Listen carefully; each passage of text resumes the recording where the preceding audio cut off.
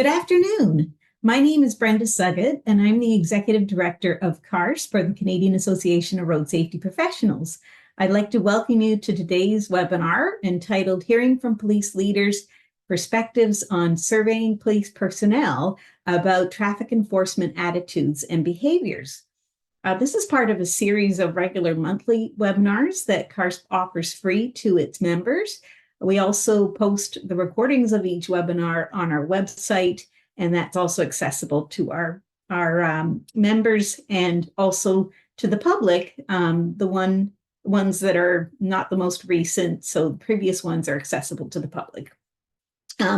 So I'd like to introduce you to today's speakers, which is actually myself and Nivoda Rolagade, who is our research assistant. But before I do that, I just want to talk about some housekeeping items.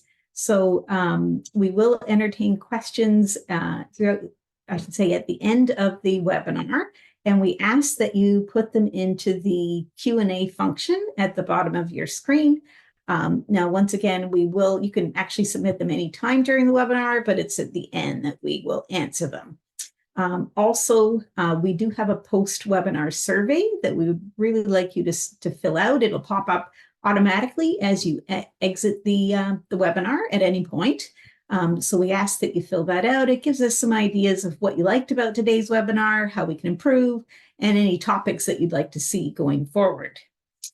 So I'll start now by introducing our first speaker, which is a work colleague of mine.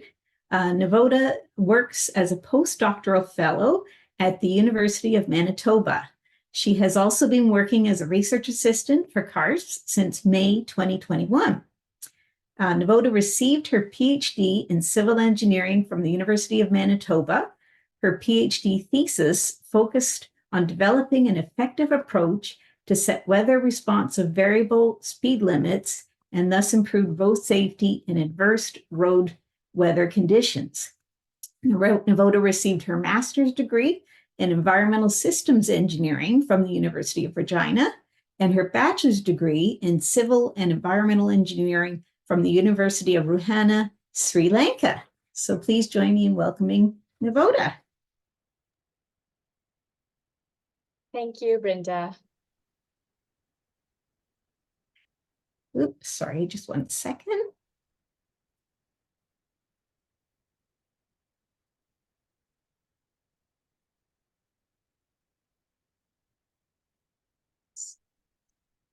So hi everyone, good afternoon, and welcome to the first CARSP webinar for the year of 2024.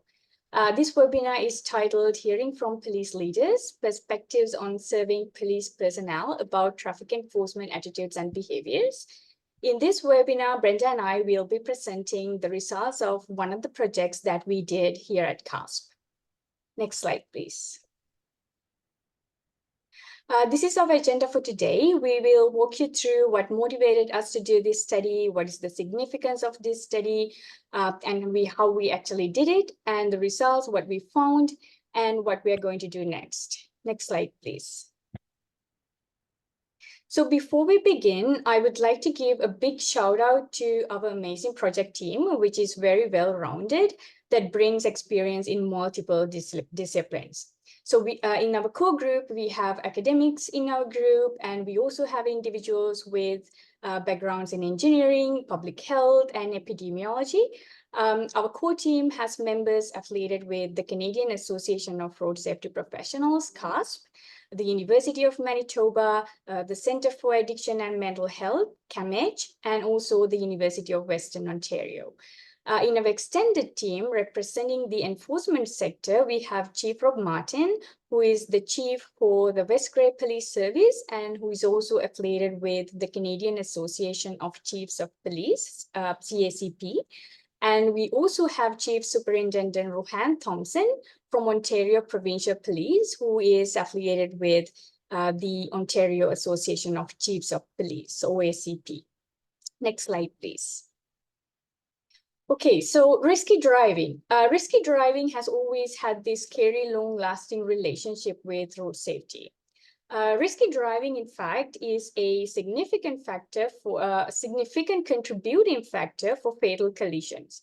For example, past literature suggests that among fatally injured drivers in Canada, 30% had been drinking and driving. And importantly, drivers often engage in more than one risky driving behaviors at a time.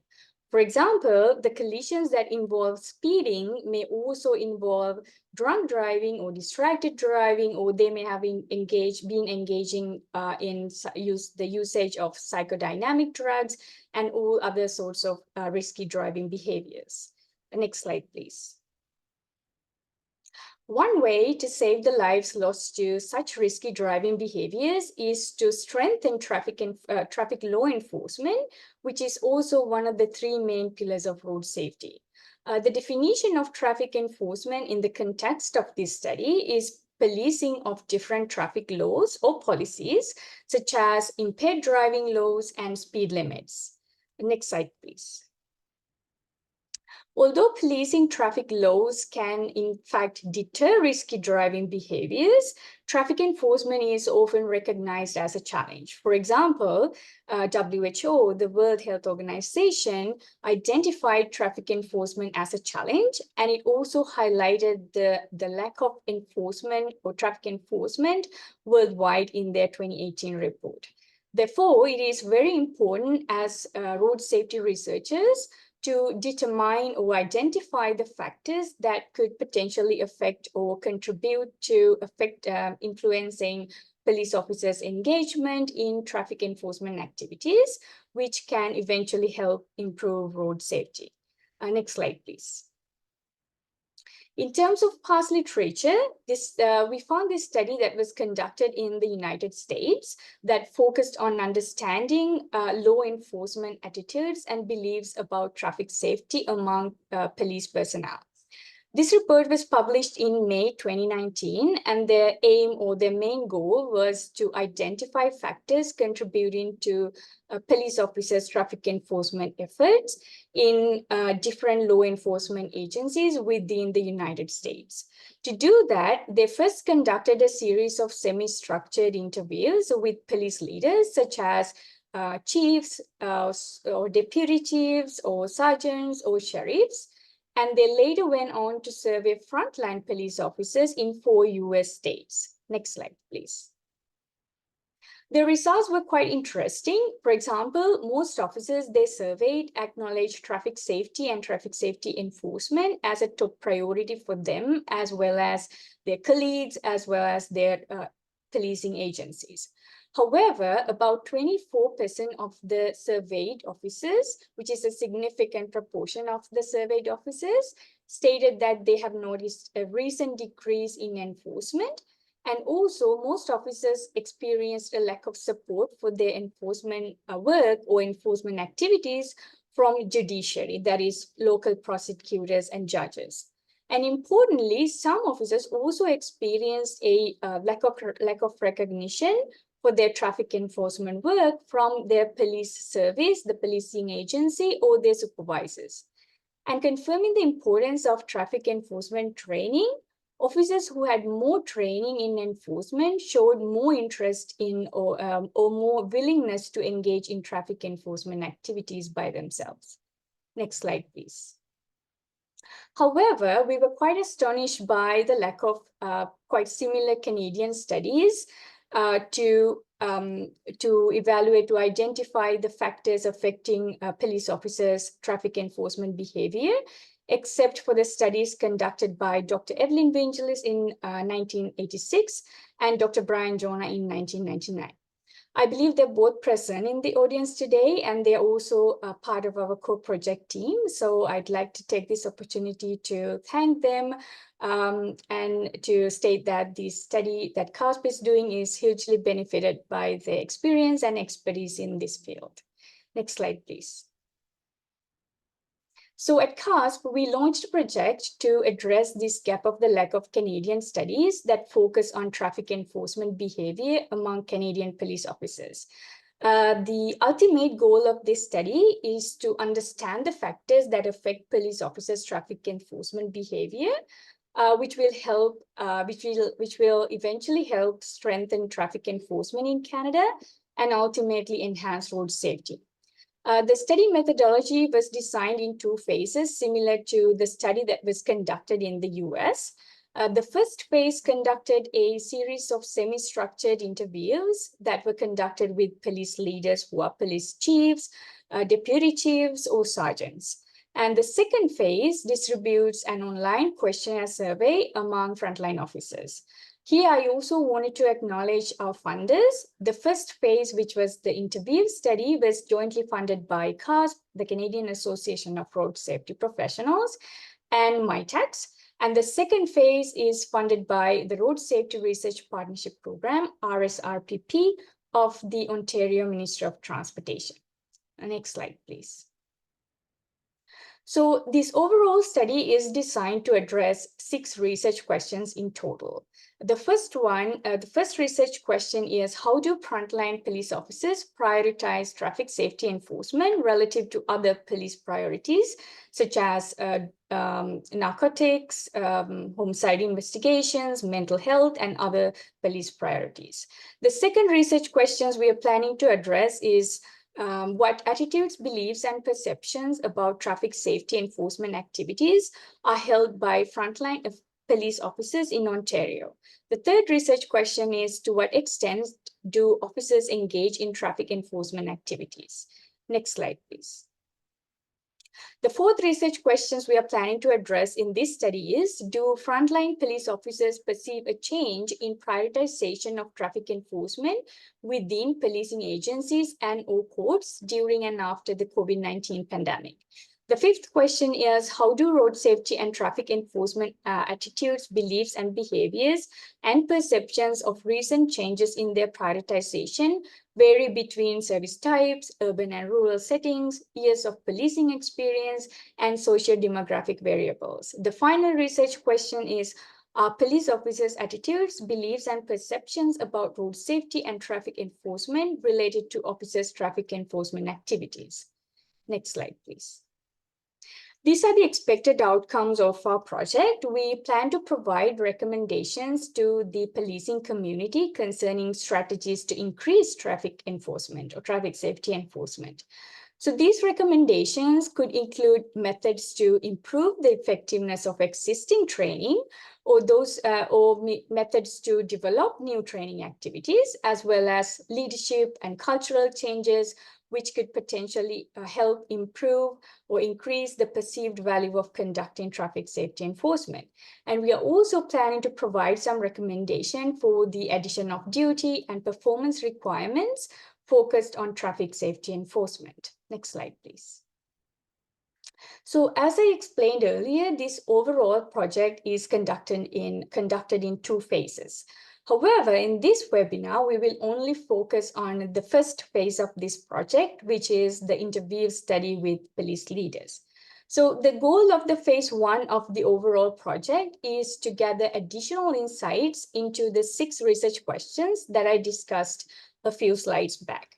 In addition to seeking insights on these research questions, we also wanted to seek feedback from the police leaders that we interviewed on some of the elements of the second phase of the study, which was distributing the online questionnaire survey among frontline police officers. For example, we sought feedback from the police leaders on the online questionnaire that we are planning to distribute, and also about how to do the sampling and how we can tailor the results so that we could get the police can get the best out of our study results. Next slide, please. So the phase 1 was conducted in 4 steps: preliminary work, sampling, conducting the actual interviews, and finally analyzing the responses, which each of these steps I will explain in detail in the coming slides. Next slide, please. The first step of the methodology was to do some background work, some pre-project work to prepare ourselves for the project. For example, we went to the Canadian Association of Chiefs of Police and the Ontario Association of Chiefs of Police to sort their feedback on this project. For example, we asked them if they thought this project is feasible, and we also sought their help in recruiting the police leaders that we were planning to interview. Next slide, please. The second step was to select the police leaders to be interviewed from our population. So for this study, our population was the police leaders that worked in the province of Ontario, who were police chiefs, deputy chiefs, or sergeants, and were affiliated with the Ontario Provincial Police or Ontario's Municipal Police Services. To select the sample, we employed a stratified sampling method, where each strata corresponded to a specific regional police service. So our selected sample had 3 police leaders from OPP and 17 leaders from Ontario's municipal police services.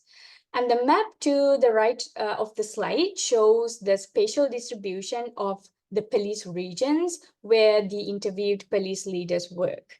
So we had police leaders working in the northwestern part and the northeastern, eastern, central, and west regions of Ontario. Next slide, please. The third step was to actually conduct the interviews. The interviews were semi-structured, so we had a set of 9 questions prepared for the police leaders beforehand. But we also asked some follow-up questions during the interviews based on the responses they had provided to our questions. The interviews were conducted only in English, and we conducted the interviews either through Zoom or telephone, and all the interviews were recorded. And the interviews typically lasted for about an hour. Next slide, please. The final and the fourth step was to analyze the police leaders' responses to our questions. So we conducted a qualitative analysis, or more specifically, a thematic analysis of the responses, which was done in overall 6 steps. So we first transcribed all the interviews using the interview recordings, making sure that all the transcripts were anonymized.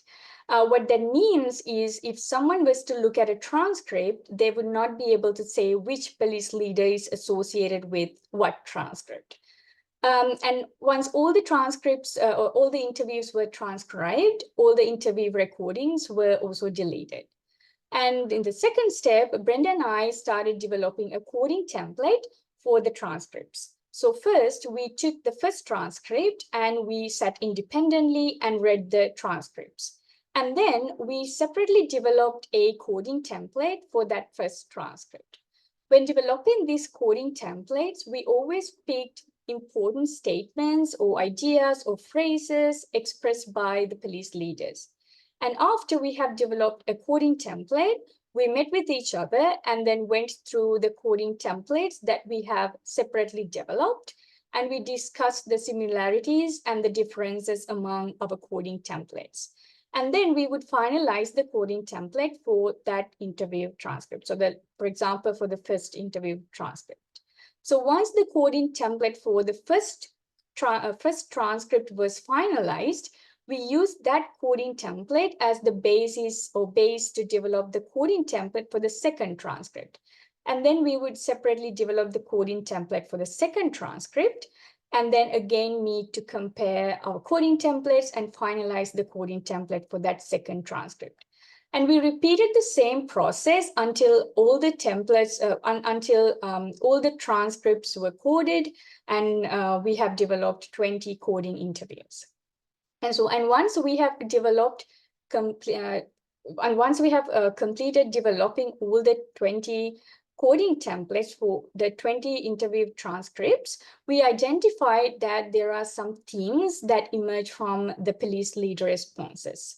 So Brenda will be now presenting the themes that we developed. So before that, let me tell you a bit about Brenda. So Brenda is the Executive Director for the Canadian Association of Road Safety Professionals. Brenda is responsible for the day-to-day operations of CARSP and is a resource to the CARSP board and its committees. Brenda plays a key role in the strategic and operational planning of the organization. She also plays a regular leadership role with CARSP's annual flagship event, the CARSP Conference. Prior to joining CARSP, Brenda worked in public health epidemiology for 15 years. Brenda received her Bachelor of Science in the Health Studies from the University of Waterloo in 1989 and a Master of Science in Epidemiology from the University of Toronto in 1994. Over to you, Brenda. Thank you so much, Navoda. Excellent job. So as Navoda said, I'm going to be presenting the results of phase 1, which once again is the interviews with 20 Ontario police leaders. We found some really interesting results, some of which we expected, some we did not. These results will be considered in the refining of the online survey of the frontline staff that Navoda mentioned a minute ago with respect to phase 2. One thing we asked about is for them to define road safety, traffic enforcement from theirs and their department's perspective. And we got many actually who said that it was a departmental priority, for instance, as part of their business plan or their strategic plan. They also said that it's a priority with the public and that they feel accountable to the public. A number also said that it's a public health issue and it's something that's preventable and they need to be proactive. And a number of them, in terms of the actual topic, mentioned the big 4. And within the policing community, the big 4 mean aggressive driving, including speeding, distracted driving, impaired driving, and lack of seatbelt use. So here's a couple of quotes that will back up what I've just said. One of the police leaders said, "We put traffic safety really high on that list. We do have a lot of fatalities on our roadways." Another said, "I think traffic enforcement is very effective in reducing speeds and for creating public awareness. Traffic safety is embedded in everything we do." This next section, which talks about the impact of a leader, is something that we didn't ask them directly, but it just came through in the interviews. So this is really interesting. So some commented that it's important for the leader to communicate what their views are on traffic safety and make them aware, the frontline staff, that they think it's important. They also said that they have to say how it ranks compared to other priorities and rank it high. Another thing is they need to show that they have belief and a positive attitude towards traffic safety, and that education, this is something else they need to communicate to their frontline staff, that education of the public is a big part of traffic safety. Leading by example is another important thing that they felt they needed to do. And supplying their frontline staff with data is another thing that they think is important to show them, why it is such an important area for them to focus on. Also, they need to encourage training and set expectations. When they're not doing other types of calls, they need to be doing traffic enforcement. And here's a couple of quotes that back up, and it shows that some leaders felt that there wasn't consistency in terms of leaders being these leading by example and having a positive perspective. But we did find examples of both with our interviews, I should say. So one of the leaders said, "I'm really big into lead by example." Another one said SFST, which is a standardized field sobriety testing. The top one there is mandatory within their police service. We are finding that we're not getting a lot of compliance. In other words, some of the police leaders are not making it a priority for their frontline staff to get that training. We also asked, well, we didn't ask them, but they offered information insights into the way they saw the attitudes and beliefs of their frontline staff towards traffic enforcement. So they really expressed quite a dichotomy that some like it and others do not. They said of those who don't, they feel it's looked down upon by their peers. They have some frontline staff that are disinterested in it. Peer pressure definitely is a big factor. And some frontline staff think that there's wrong motives for certain traffic enforcement activities, such as they think tickets are money grabs. So here's a couple of examples of quotes. We have officers who are very, very engaged in traffic safety, and we have officers who are not. I think that sometimes going out and doing traffic proactively is something that they don't have time to do, and sometimes they don't have an interest in doing it. Here's some other factors. So they said that some of the frontline staff question the effectiveness of the enforcement method on deterring the behavior. An example is tickets at deterring speeding, for instance. They also said that the requirements for court appearances are a deterrent for frontline staff to feel as engaged, just because it does take up a lot of their time, and sometimes they have to go on their days off. Other frontline staff, they felt like the penalty did not match the offense, and they felt bad about giving it. Okay, the next thing we did ask pointedly about resource needs, and this is the question we asked. What tools or resources would be helpful to increase support for traffic safety enforcement activities? And the top three answers we got, and this is in order of priority, were staff, equipment, and training. Some of the comments with respect to staff is that their police department is not keeping up with city growth, so they're not getting the requisite number of new police officers they will require given the growth level of the city.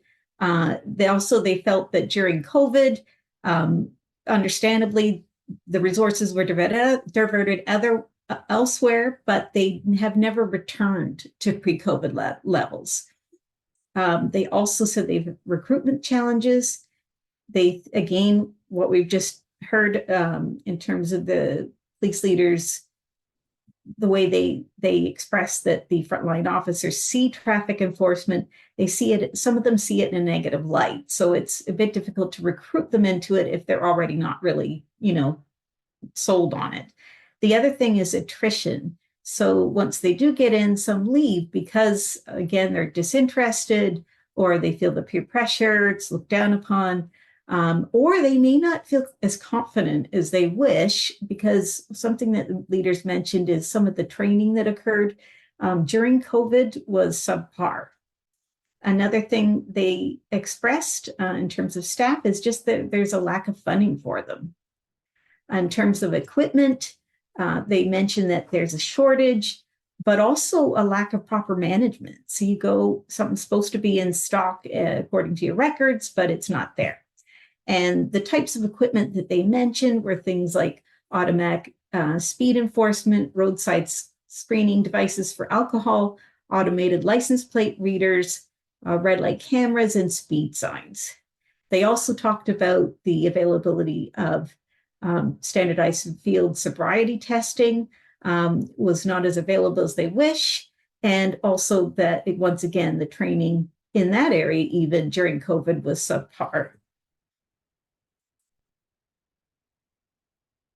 This next section, I'm talking about how priorities are identified and monitored.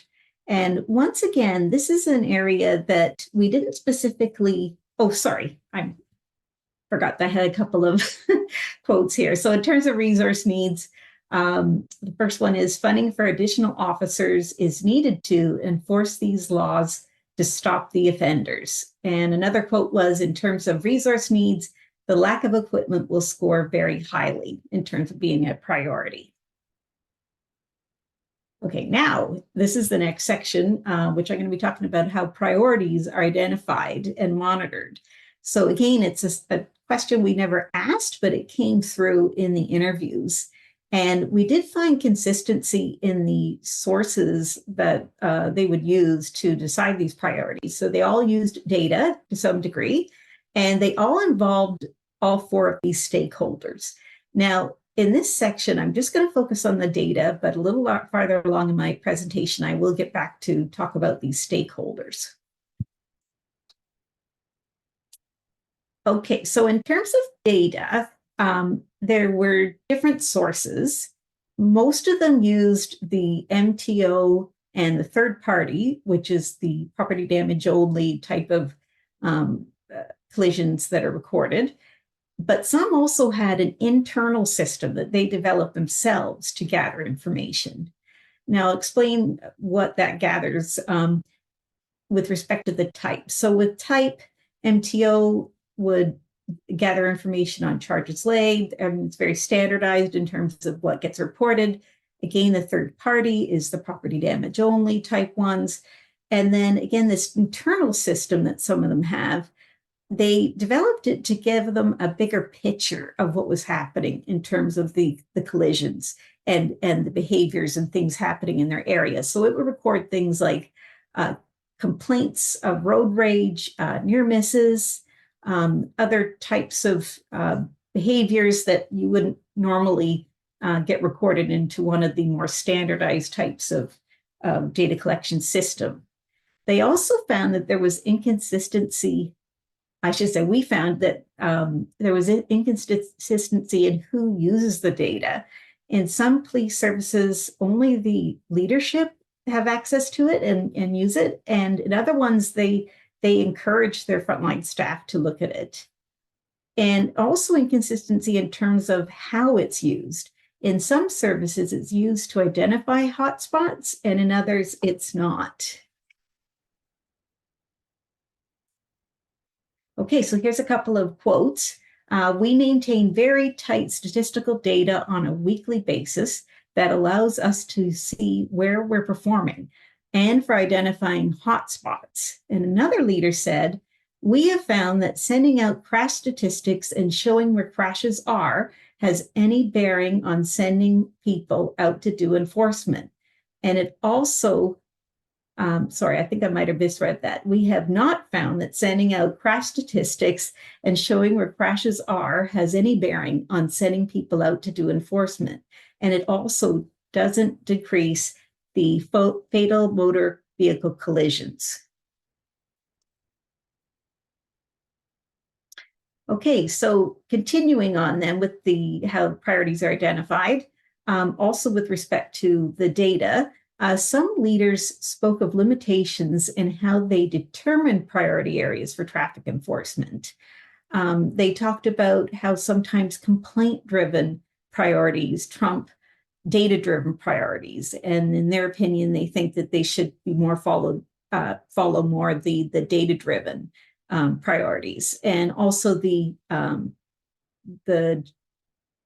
difficulties of focusing a lot on urban, where they feel that the focus should be more on rural, where more serious types of collisions can occur that can cause more serious types of injuries and deaths. So just the proportion of time spent, they should be more towards the rural.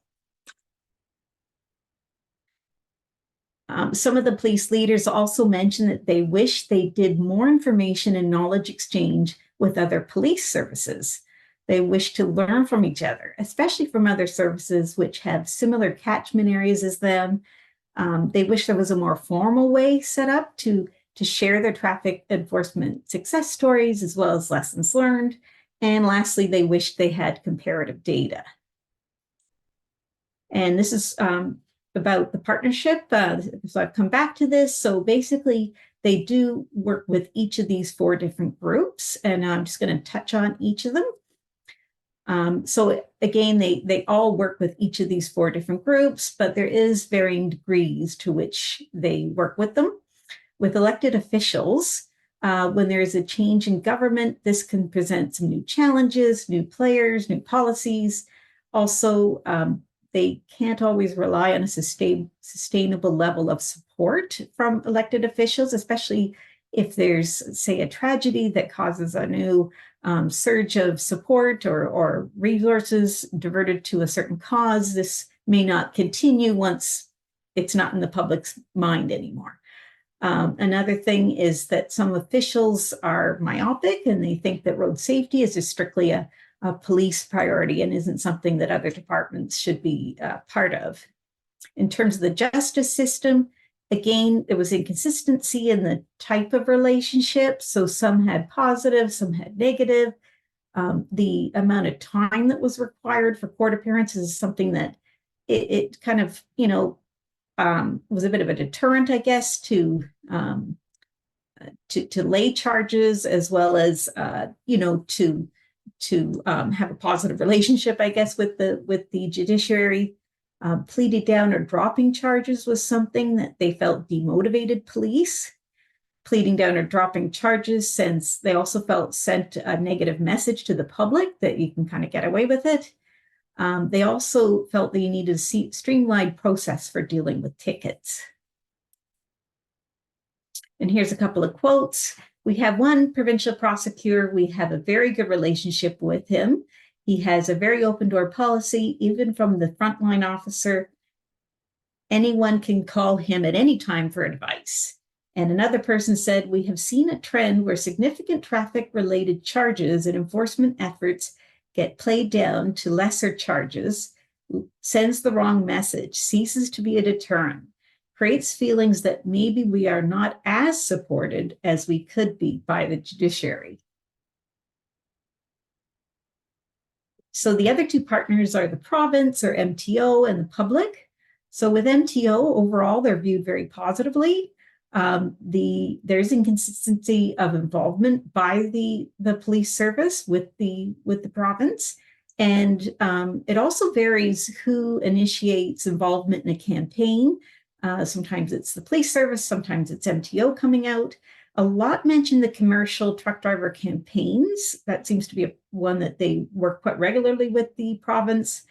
Types of support that they mentioned were training, getting funding for tools, changing bylaws, and just trends, statistics through their database. In terms of the public, again, there's an inconsistent relationship there. Sometimes they're a partner, supporter, someone that they're accountable to, and sometimes they're the receivers of negative interaction. They also said that they sometimes present priorities that compete with the department's priorities. And they said that addressing complaints and talking to them helps to build the relationship with the public.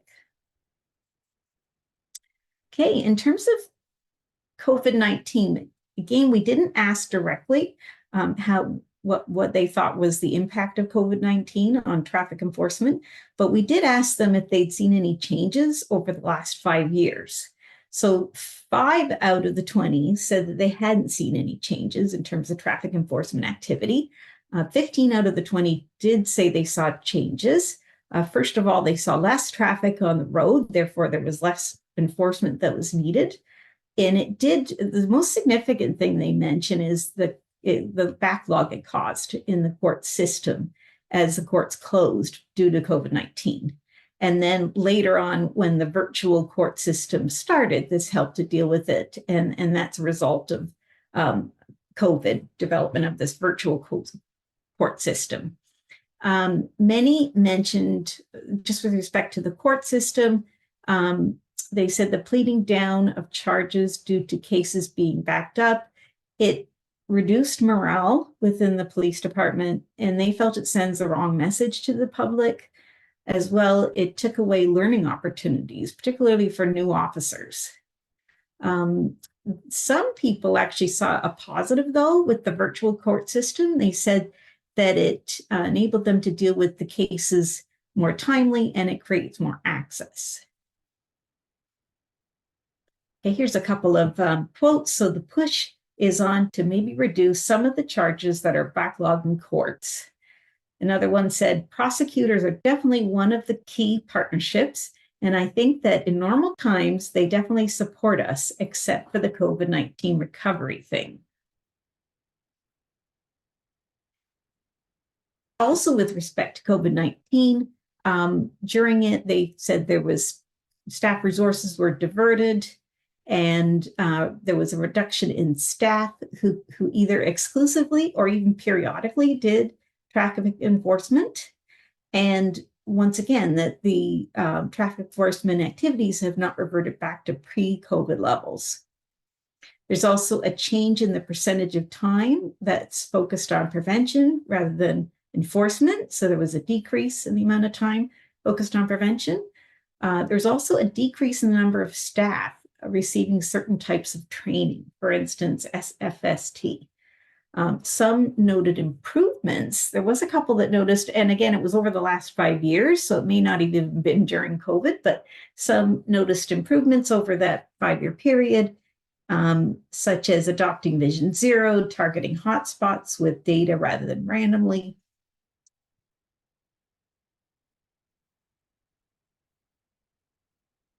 Okay, in terms of limitations, I want to stress that this qualitative study that we did, phase 1, is not, we're not pretending that it's representative or suggesting that it's representative, which means we're not saying statements like 20% of the police leaders said this. Instead, it was meant more as an exploratory type study.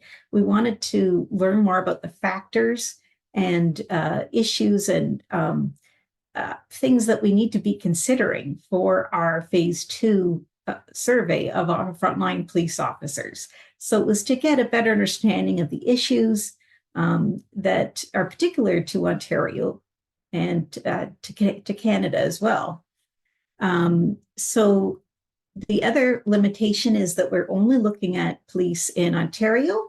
We would love to be able to expand this to other provinces, but we need to seek out partners and funding sources in those areas. And also, we only focused on OPP and municipal services because that is basically the limit of our resources. And also, we felt that represents about 89% of the whole entire police force in Ontario. So we felt like we captured most of them. And something like the First Nations, for instance, it would require a much more in-depth and focused review, given particular issues that would involve them. Okay, and future directions. So once again, phase 2, we're going to be we're actually in the midst of updating our online survey based on this phase 1. So we're making those changes right now. We would love to expand it, and we are kind of looking for opportunities right now. And also more research is needed. I just want to mention that the online survey that the police will be doing is 18 minutes long, which is not that long. And so we have to really prioritize in terms of what we're going to be looking at with it. And that means that some of the factors which are important, we may not get to, but we still think they're important. So we'll be documenting those in the results of our whole study. And just a few things that come to mind for us just from this interview study is some of the things that were mentioned, like the staff shortage, equipment shortage, the impact of COVID-19. And I think just being able to quantify those, because those seem like some more urgent kinds of needs. So that's something that, something that we reflected on. And that's it for me. Thank you so much. And now we are at the part, oh good, we've got 15 minutes, where we can entertain questions.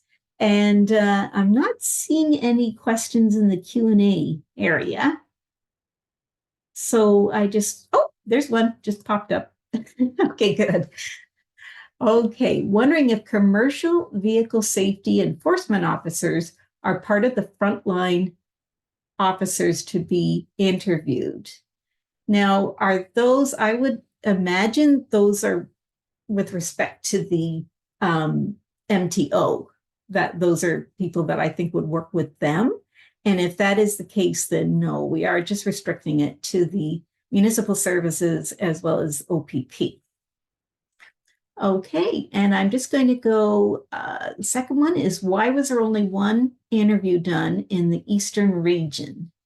Is that correct, Navoda? Was it? I thought it was, yes, it was correct, but it was because we invited all the police services or police agencies in Ontario, but we didn't get a very representative distribution in terms of these different regions within Ontario Provincial Police, right? Yeah, and this is it. You sort of have to go with who you have. And again, we're not pretending that this is representative. Yeah. It's just to glean some factors that we need to be looking at. Okay, so the third question, could you put up the summary of themes once again? Thank you for your presentation. So the themes actually are the like 20-something slides I just presented at the end of it, and I can definitely post our presentation after this. I mean, the webinar recording automatically goes on, but I can also post to it on our website, post the presentation slides. Okay, and Mavis Johnson says, good to see this completed. Is there a formal paper? And I'll let Navoda answer that because she has been submitting some of the findings of our study to different journals and so forth. So go ahead, Navoda. Yes, so in terms of the papers, we did a literature review, a narrative literature review before we started the formal methodology of these two phases. So we submitted this narrative review as a paper to a conference last year. It was the WCTR conference, World Conference on Transportation Research. And it was published, it was presented in that conference in 2023. And the same paper was recommended for a journal. So we are working on the journal paper revisions right now, and it will be published probably this year. But that was a literature review paper. And then we submitted a few papers to the CARSP ITE Canada conference last year, and they were also accepted and published. And we are right now working on submitting a journal paper based on these interview study results, the thematic analysis results that we just presented. So that will also be probably this year. By the end of this year or early next year, we will have a paper published. Hopefully. Okay, thank you, Navoda. Yeah, and the next question is, will the study extend to other provinces and territories? As I mentioned, we would love to be able to do that. We just need to find partners. So similar to the Ontario Association of Chiefs of Police and the OPP and a number of, we've actually had 22 police services across Ontario who have signed on to do this frontline police officer survey. So it's partners like that we need to get, as well as a funding partner too. So once we have those in place, that is something we'd love to do. And let's see, I see one other one by Evelyn. Did the police leaders have any suggestions on how to encourage rank and file to be more focused on traffic enforcement? Rank and file, I'm not sure what you mean by that, Evelyn. But if you mean to just get more support, I guess, from the frontline staff. I mean, the leadership definitely, like them being an example and making requirements, like expectations for them, and being part of their performance appraisal, for instance, leading by example, showing them that they believe, that it's an important priority and that the traffic enforcement type activities work. I think that's a very significant one. And I think just funding too. Funding, in my mind, like if you just don't have the people. So yeah, those are things that quickly come to mind. But that's something we will be looking at in more detail and getting more answers on with respect to phase 2. And I do see a couple of questions in our chat. Okay. Oh, so someone just gave a comment. So they said, I loved your methodology. Looks thorough and competent. That's great. Thank you. This is an awesome project. Thanks for your work from a provincial policymaker perspective. Wow, that's awesome. Thank you. And then Mavis also said boots on the street. Fabulous. So I think there might be one other question here. Yeah. Brian asks, Brian Jonas said, what are you going to do with the results of the frontline police officer survey? So I think we present that. That's a good question. And that's actually something we did ask the police leaders because we wanted to know, well, what do they think? Who should this be shared with? and also what information should be shared. And so that's something that we still need to look at in more detail to be able to provide that answer. But just off the top of our head, I'll let Navoda go first. You have some thoughts on how it should. So based on the frontline officer survey, in the frontline police officer survey, we are going to ask them if they have, for example, training related to traffic enforcement, different traffic enforcement sectors. For example, it could be commercial vehicle related enforcements and speed limits, FSFT, those type of different trainings. And based on these results we get, based on what the frontline officers say, we plan to provide some recommendations to the policing community about different trainings that they could develop, new trainings, or how to strengthen the effectiveness, or how to improve the effectiveness of the existing trainings.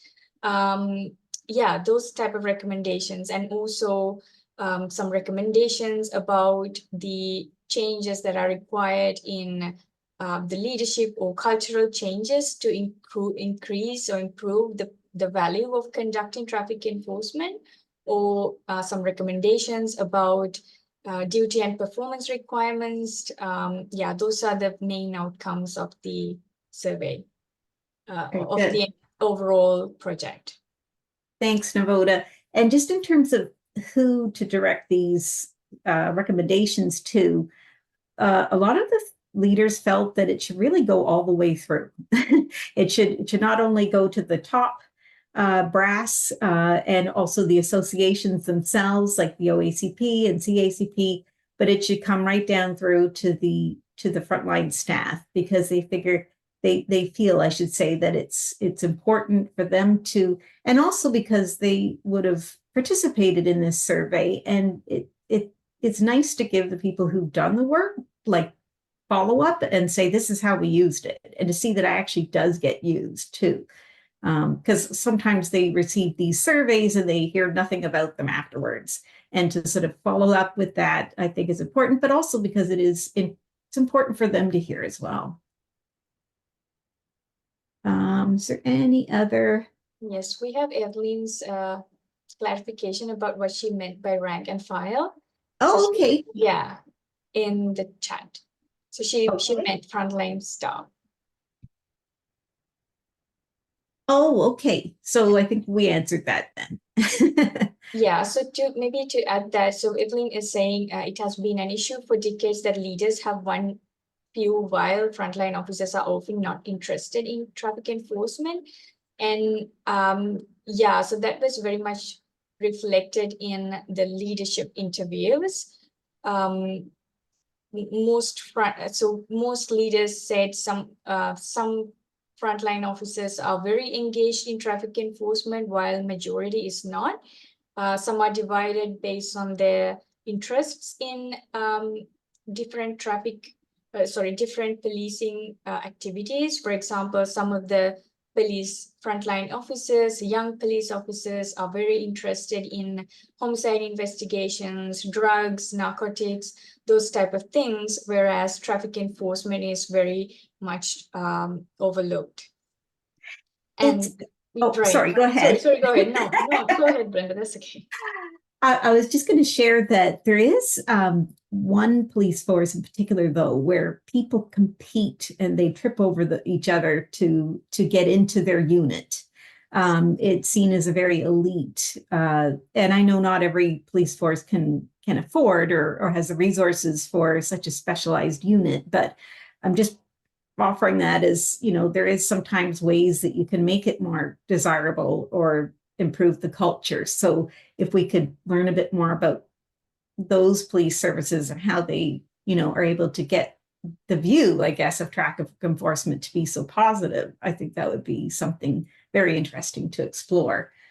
Sorry, Brenda. And go ahead. One approach the leaders specifically suggested that to improve traffic enforcement engagement, or the willingness to engage in traffic enforcement among frontline officers, was for the leaders to lead by example, right? So they suggested that if you want your frontline officers to engage more in traffic enforcement, then you should go and then do traffic enforcement or show that you are interested in traffic enforcement, and you have to show that you are willing to dedicate your time and resources to do traffic enforcement. Then the frontline officers will be more interested, and their willingness to engage in traffic enforcement will be improved.